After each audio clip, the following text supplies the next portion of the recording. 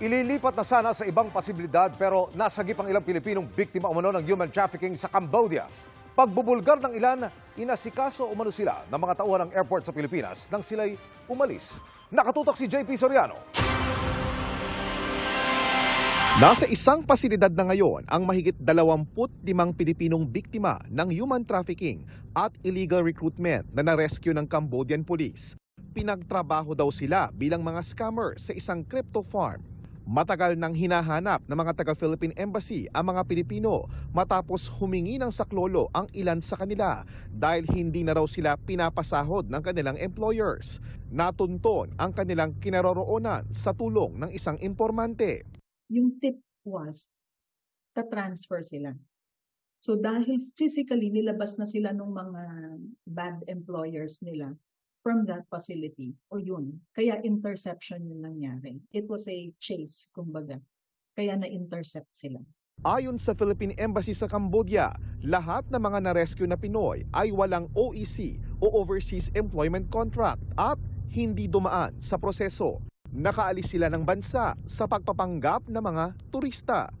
Ayon sa Philippine Embassy, sinabi ng ilan sa kanila na may nag-aasikaso sa kanila sa loob mismo ng airport sa Pilipinas. Yung mga iba, sabi may escort daw sila. Yung mga iba sinasabi na hindi naman escort. Yun yung mga dumadaan ng naiyon dahil sa paghihigpit nga.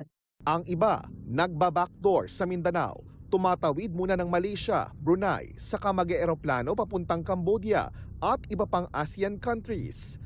Meron ding nameke ng dokumento at iba pang requirements na may peking pirma ng mga opisyal ng Embahada ng Pilipinas. Yung yung signature ko na forge na. Yung seal ng Embahada na forge na. Hindi lang ng Philippine Embassy but pati yung mga iba nating mga embassies abroad na pepeke yung tawag mo dun, yung letterhead, napepeke yung seal, napepeke yung mga signatures namin, and nakakalusot.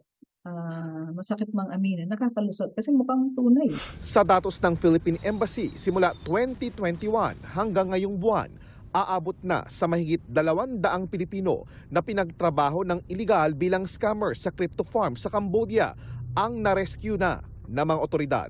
Para sa GMA Integrated News, JP Soriano, nakatutok 24 oras.